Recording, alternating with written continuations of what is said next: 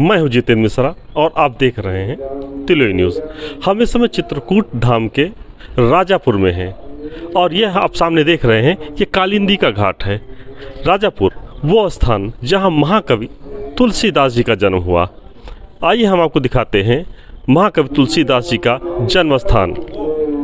हम इस समय जहाँ पर खड़े हुए हैं वो महाकवि तुलसीदास जी का जन्म स्थान है। इसी कालिंदी नदी के किनारे उनका पैतृक निवास था जो कि कच्चा था। कालांतर में अब ये पक्का हो गया है। यहीं पर उनके परिजन और यहीं पर उनका जन्म हुआ था। इस समय तो उनके परिवार का कोई नहीं है, लेकिन उनके जो शिष्यगण हैं वो क्रमानुसार उनके यहाँ पर पूजा करते हैं। यहीं पर अभी हम थोड़ी देर बाद आपको दिखाएंगे जो उन्होंने अपनी हस्तलिखित रामायण लिखी थी, श्री रामचरितमानस लिखा था, वो यहाँ पर रखा हुआ है। वो अभी हम आपको दिखाएंगे। अभी हम आपको दिखा रहे हैं कि इसी मकान के अंदर तुलसीदास जी का जन्म हुआ था और यही वो कालिंदी का तट है जिसे पार कर वो अपनी ससुराल गए थे। बताया जाता है, यहाँ के उनके शिष्य बताते हैं कि अब उनके ससुराल में भी कोई नहीं है, लेकिन इसी कालिंदी तट को पार करके वो अपनी ससुराल गए थे, जिसकी कथा प्रसिद्ध है। वो जो सामने मंदिर दिख रहा है, आइए हम ये महाराज जी बता रहे हैं उनकी ससुराल कौन सी है? ये सफ़ेद का मंदिर। वो जो सफ़ेद मंदिर दिख रहा है वो ससुराल है उनके ससुर जी। महेवा, उसे महेवा बोलते हैं। ये राजापुर है और ये कालिंदी को पार करके और महेवा जहाँ पर उनकी ससुराल थी, जहाँ पर वो गए थे और जहाँ पर उन्हें दिव्य ज्ञान हुआ था। और दिव्य ज्ञान के बाद उन्होंने एक ऐसे चरित्र की रचना की, एक ऐसे महाकाव्य की रचना की जो विश्व का सबसे बड़ा महाकाव्य श्री रामचरितमानस बना।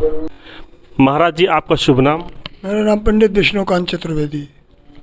आप हमें बताइए कि ये स्थान कैसा है और इस स्थान के बारे में हमें जानकारी दीजिए। देखिए, ये गोस्वामी तुलसीदास जी महाराज जी की प्रतिमा है और यही उनका प्रसव कक्ष है, गर्भगृह, बर्थ प्लेस। माता हुलसी ने इसी कमरे के अंदर तुलसीदास जी महाराज जी को जन्म दिया था।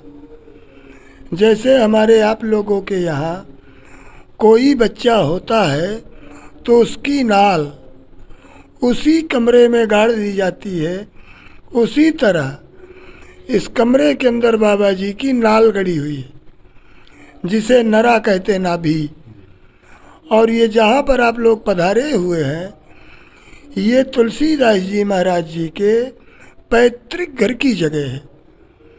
तुलसीदास जी महाराज जी के पिता श्री पंडित आत्मा राम जी दुबे का कच्चा मिट्टी का मकान ठीक इसी जगह बना हुआ था, जितने दायरे में ये मंदिर बना हुआ है। बाबा जी की प्रतिमा और ये महादेव जी की प्रतिमा, इनका नाम है श्री तुलसीश्वर महादेव, ऊपर लिखा हुआ है। ये दोनों प्रतिमाएं कृत्रिम नहीं है, किसी कलाकार द्वारा निर्मित नहीं है, बनाई हुई नहीं है। तो ये मूर्तियाँ फिर कैसे प्राप्त हुई? दोनों सपना दे करके कालिंदी से प्राप्त हैं। ये सामने जो नदी है कालिंदी, जी हाँ, कालिंदी कहा गया है जमुना मैया को। ये कैसे प्राप्त हुई और कहाँ से प्राप्त हुई? ये सामने जमुना नदी है। जी हाँ, कालिंदी जी। जी। गोस्वामी तुलसीदास जी महाराज जी का स्वर्गवास काशी में हुआ है। 126 वर्ष की आयु बिता करके महाराज जी का शरीर शांत हुआ है। ये बताइए, ये जो स्थान है इसके लिए क्या कोई सरकारी सहायता या अनुदान मिलता है? कुछ भी नहीं। महाकवि तुलसीदास जी ने राम को जनमानस तक पहुंचाया, तो क्या आप सरकार से कुछ उम्मीद करते हैं यहाँ की व्यवस्था के लिए? यहाँ जो है सरकार से हमें 684 रुपया सालाना मिलता था, 684 रुपये जी। तो अब क्या वो नहीं मिल रहा क्या? तो ये घाट जो है PWD में चला गया, तो वो भी आय का साधन गया। घाट बाट की दो चीज़ की अकबर बादशाह ने माफ़ी दिया था जी। तो जो जब पुरानी बाजार है वो नई बाजार में चली गई, वो भी आय का साधन गया। मतलब जो घाट अकबर ने दिया था वो वर्तमान सरकार ने ले लिया। हाँ, वो जो है PWD में चला गया, तो वो भी आय का साधन गया। तब तुलसीदास जी ने श्री रामचरितमानस को लिखा था, जो पूरे विश्व में प्रसिद्ध है। हम इस समय जहाँ पर मौजूद हैं, ये वो मंदिर वो भव्य स्थान है जहाँ पर उनकी हस्तलिखित श्री रामचरितमानस रखी हुई है। हम महाराज जी से निवेदन करेंगे कि वो हमें दिखाएं कि वो श्री रामचरितमानस कैसी थी जिसे महाकवि तुलसीदास जी ने अपने हाथों से लिखा था। मेरे भैया तुलसीदास जी महाराज जी मात्र रामचरितमानस नहीं लिखा, कम से कम 12 ग्रंथ तो उनके है ही हैं। कहीं कहीं 49 ग्रंथों का भी जिक्र आता है। 49 ग्रंथ कहीं कहीं आता है, लेकिन हनुमान चालीसा का 12 ग्रंथों में नहीं है। लेकिन अब जेल में जब ये थे, अकबर ने तुलसी को बुलाया, मेरे यहाँ जाओ मैं मनसबदार बना दूंगा। तो बाबा ने उत्तर दिया था कि हम चाकर रघुवीर के पटो लिखो दरबार, अब तुलसी क्या होएंगे नर के मनसबदार, जिसके हैं उसके हैं। तो तुलसी को उसने जेल में बंद कर दिया था अकबर ने। तो इन्होंने हनुमान चालीसा की रचना की थी जेल में बंद होने के बाद, जेल में बंद रहते समय तो बंदरों ने उत्पात मचाया, तब नई दिल्ली बसानी पड़ी। राजापुर वैभवशाली नगर था, यहाँ से 400-500 बोरा एक एक बोट में लद के कलकत्ता गला जाता था। यहाँ जो राजापुर से जो नदी है, नदी से यमुना से, और हम लोगों को उसका टैक्स मिलता था।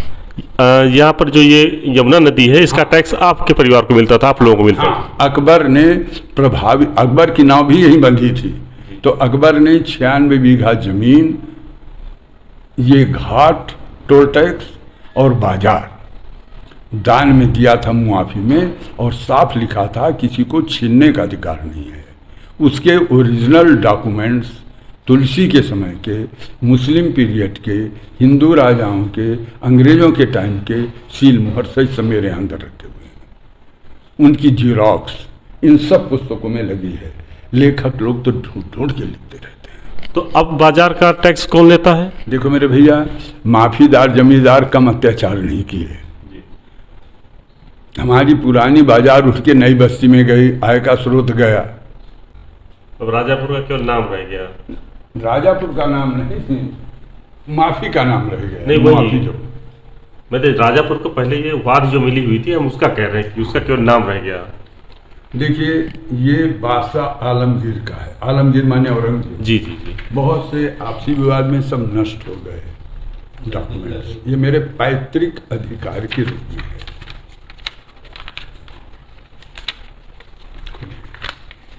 ये बादशाह आलमगीर का है, शाही मुहर लगी है, इलाही सन वगैरह सब पड़ा हुआ है।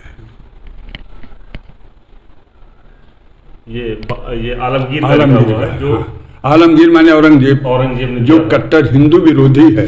ये उसका आदेश है कि जो मेरे बाबा ने दिया इनको बराबर मिलता चला जाए। जी जी। ये माघ सुदी छठ संवत 1812 का है। आज संवत 2080 चल रहा है। 268 साल पहले का ये डॉक्यूमेंट है।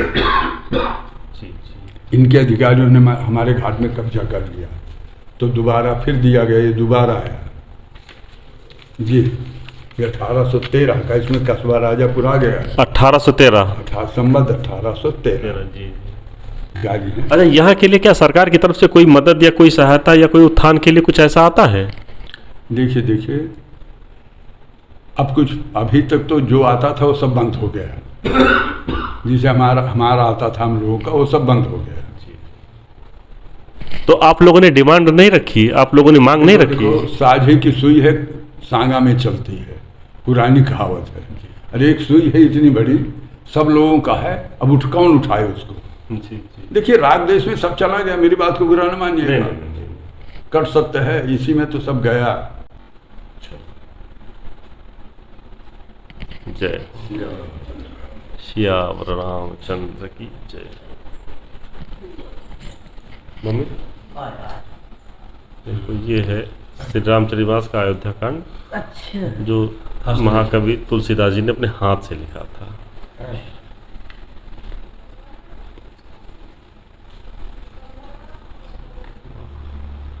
ये जो छपा हुआ प्रिंटेड कवर लगा है, ये कानपुर वालों का 1980 का।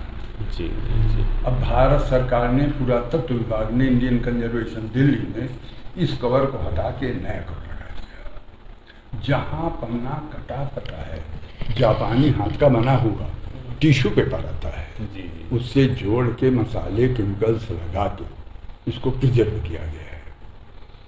देखिए, ये उनकी हैंड राइटिंग है, पांडुलिपि।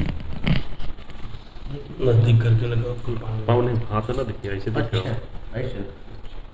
देखिए, जापानी टिश्यू पेपर है। ये कागज 500 वर्ष पुराना है, ये कागज 150-200 वर्ष पुराना है, ये कागज आज का है, तीनों हैंडमेड है। हमारे यहाँ कालपी में आज भी कागज बनता है, हैंडमेड पेपर। टेप से बंद है, हर पन्ना खुला है, लेमिनेशन नहीं है। इसकी देखिए, ये बराबर दिखाई देता होगा, सब फटा उनके हाथ सब में लिखी है, देख लो, गल गए सब, बिल्कुल गल गया, बिल्कुल गल गया। यादगार है बात की। ये है श्री रामचरितमानस का हस्तलिखित वो भाग जो सुरक्षित बचा, बाकी तो नष्ट हो गया है। जो महाराज जी आपको दिखा रहे हैं, ये महाकवि तुलसीदास जी ने अपने हाथों से लिखा था, जिसे कंपनियों ने सुरक्षित किया है।